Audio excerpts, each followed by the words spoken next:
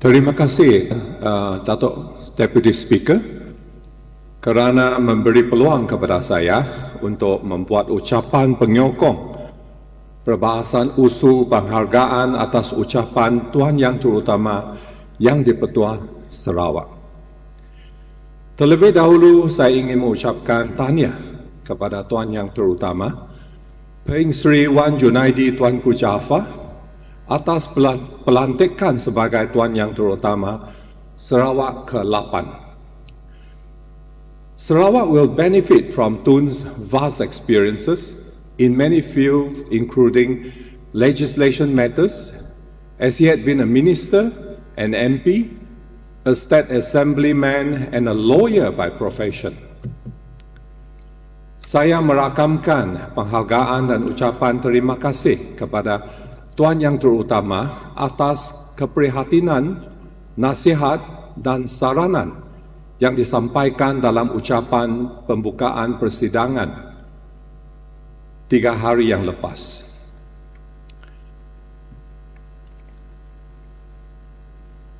Dato Deputy Speaker, Sarawak sebagai sebuah wilayah yang mempunyai pelbagai bangsa dan agama, kita sebagai anak Sarawak seharusnya mengamalkan sikap muafakat dan bekerja sama di antara satu sama lain bagi menyumbang kepada pembangunan di wilayah Sarawak yang kita cintai ini.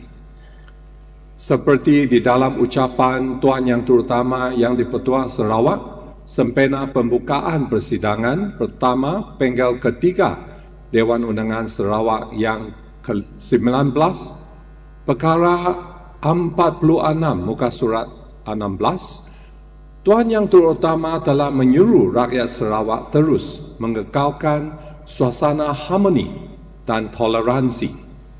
Keamanan dan perpaduan adalah hadiah warisan yang paling bermakna daripada kita kepada generasi akan datang.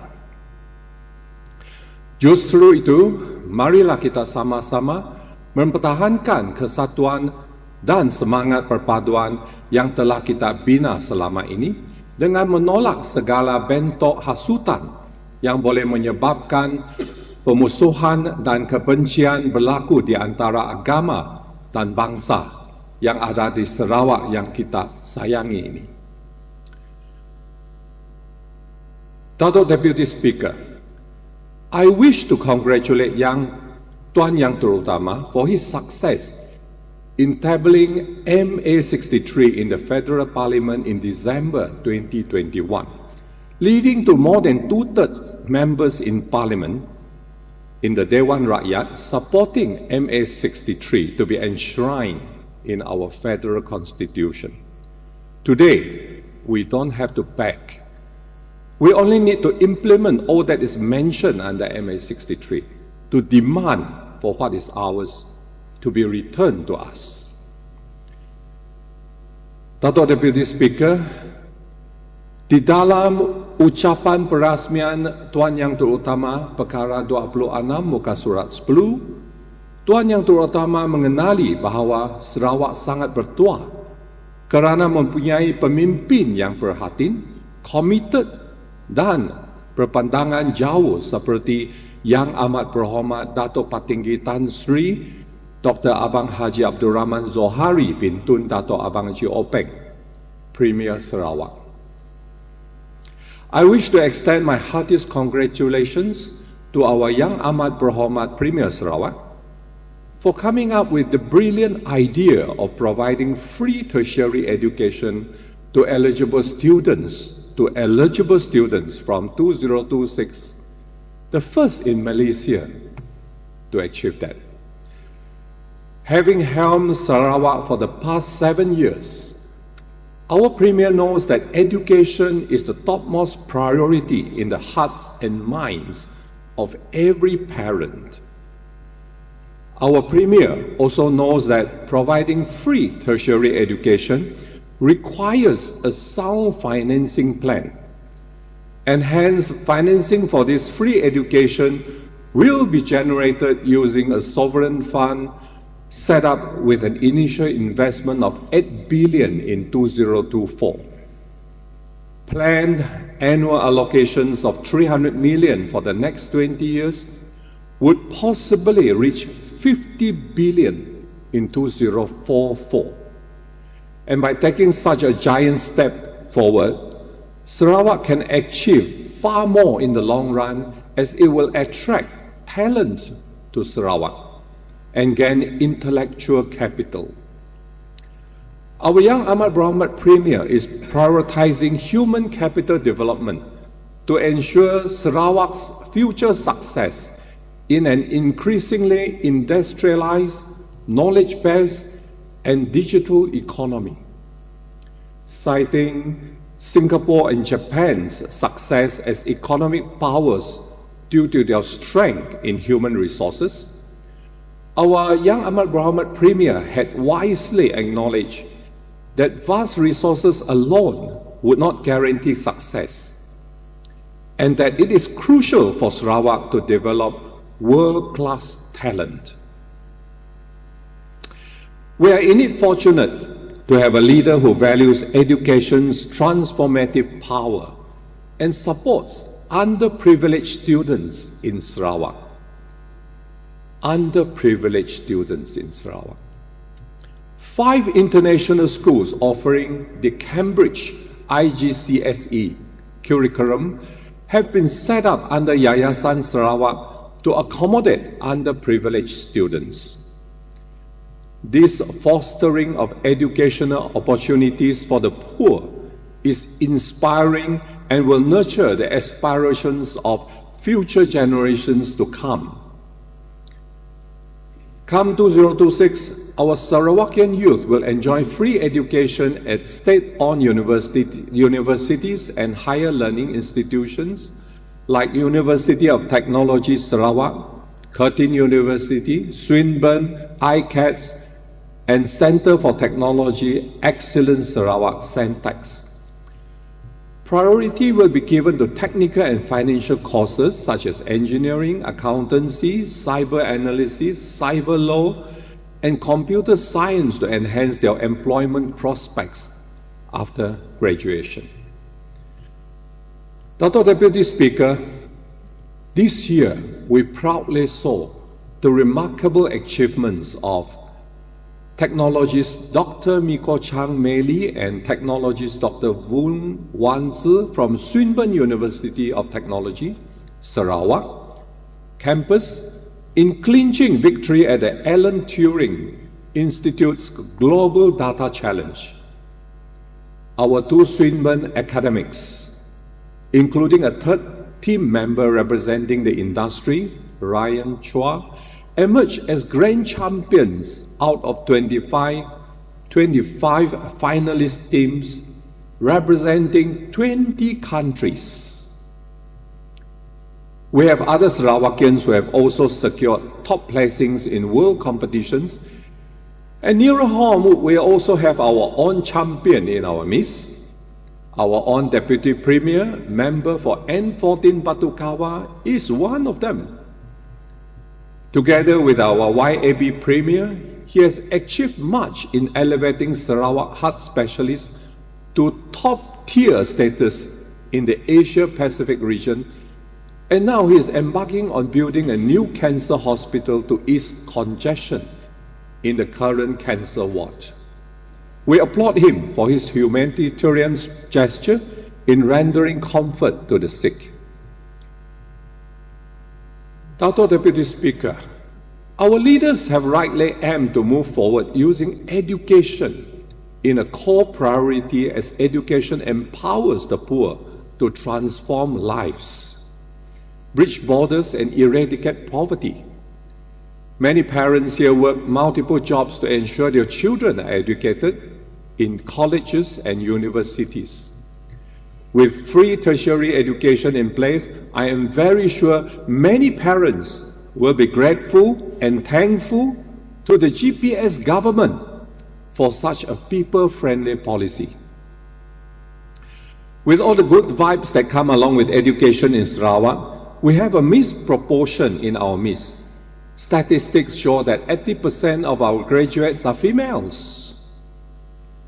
What has happened to all our boys? We certainly need to review our education system in this area to get our boys back to school and encourage them to excel like their female counterparts. I must congratulate our Minister for Women's Affairs, member for N56 Dalit, who has performed tremendously well. Maybe it's time we have a Minister for Men's Affairs too. With our grand education plan in place, reclaiming our education autonomy is urgent. I urge the entire rakyat of Sarawak to stay united behind GPS while our leaders negotiate with the federal government for our education and health autonomy. With existing funds from the federal government and availability of funds from the GPS government, we shall advance Sarawak's digital and tech frontiers through top-notch education. There is no need to dream about it. We are on our way there. And congratulations to our Yang Amat Berhormat Premier Sarawak. Dato Deputy Speaker, last year, tourism made up 37% of Sarawak's GDP. This translates to a notable sum. With MA 63 now enshrined in the Federal Constitution, we should demand the return of tourism autonomy to Sarawak. In fact, tourism was never in the scheduled list under the Federal Constitution. When the federal government added item 25A to the 9th schedule in 1994, it was not tabled in Dewan Undangan Sarawak, and there was no consent given by the Sarawak legislature. As a result, tourism being placed under federal jurisdiction, issuing of all licenses related to tourism industry requires the approval of Putrajaya. This federal control leads to unnecessary bureaucracy for even things like our tour bus and homestay licenses. It is heartening to note that YB Deputy Minister of Tourism, member for N73 Piasau, has reiterated this morning that the federal authorities is promptly pursuing this agenda with the Ministry of Tourism Sarawak. Recently, Tourism, Culture and Arts Minister, Honourable Member of Parliament for Bintulu, also member for N52 Tudong, said his ministry is in the midst of vetting and regulating agents of the MM2H program nationwide, and all agents have to re-register their businesses through the channels provided according to the set conditions once their license expires. This ruling has created unnecessary hurdles and potentially deterring prospective participation, which could impact tourism and investment. Valid licenses were issued by Ministry of Tourism in the first place. The Ministry of Tourism should penalize only those who break its rules, not penalize all industry players in Sarawak by revoking all licenses regardless of their compliance. Additionally, the MM2H program in Sarawak has its own unique conditions, separate from those in Malaya. Mishandling this issue could seriously harm our economy, as MM2H participants contribute billions in foreign exchange by buying houses here, supporting education, and boosting local businesses. To my understanding, the Ministry of Tourism Malaysia only contribute 30 million annually to Sarawak as development funds, while Sarawak contributes up to 300 million annually. Plus, Malaya siphons 80 billion worth of oil from Sarawak each year. Why should we let the Ministry of Tourism Malaysia dictate to us in Sarawak? Our Ministry of Tourism, Creative Industry and Performing Arts can handle regional tourism well, and we can understand ourselves better than anyone. We may be one country, but culturally we are very different. From the harmony of our different races to our shared love of Sarawak Laksa, our intricate native tattoos, Sarawak motifs, our talented ngajat dancers, the linguistic differences of our Sarawak dialects, and even our flora and fauna sets us apart from Malaya. We can do a better job ourselves in the global promotion of Sarawak. Honorable Member for N15, Asajaya, who is also Minister for Tourism Sarawak, has already voiced his frustration at the bureaucratic red tape or administrative restrictions which might hurt the image of the country and prospective applications of SMM2H. Malaysia has a lot of competitors from neighboring countries on MM2H applications, and we should not worsen the situation which affects them from coming into Sarawak.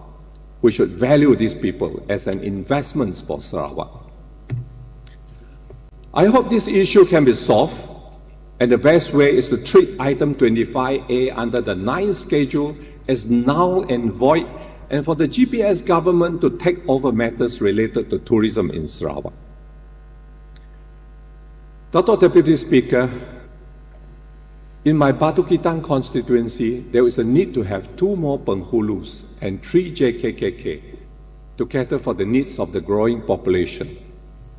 The present penghulu, Haja Sabtuya binti Yusuf, is a dedicated community leader taking care of the Malay community kampongs from Mile 3 to Mile 6. This is a large population that she alone has to manage, and there is an urgent need for another penghulu to take care of the Malay community in Batu Kitang, and an urgent need for a Bidayu community to assist the Dayak communities such that the task burdens and responsibilities can be equally shared among them. Besides penghulu, 3 more KKs are needed to handle a large population in Taman Indah Lande, Taman Sri Permai, and Taman PPR Lande. JKKK Taman Indah Lande and JKKK Taman Sri Permai were formed well before 2016, when N13 Batu Kitang constituency was born. Gani Anak Chungat from Taman Indah Lande and Muhammad Mansur Abdullah from Taman Sri Permai have been diligently helping out as community leaders in their respective area. Both KKs have yet to be appointed. I hope that YAB Premier's office will recognize their hard work all these years and appoint them as JKKKs to serve their respective kampongs. Dato Deputy Speaker, Kampong Bunga Rampai under my constituency N13 Batu Kitang has been experiencing low water pressure for more than a year now. This has greatly compromised the living standards and the residents in the kampong. I urge Kuching Water Board to mitigate this issue by constructing a high-level tank, where this tank gets filled up in the night and gravitates down to consumers in the day. I would also like to congratulate the GPS government on hosting the 21st Malaysia Games Sukma 2024, and I wish all our athletics and organizers every success.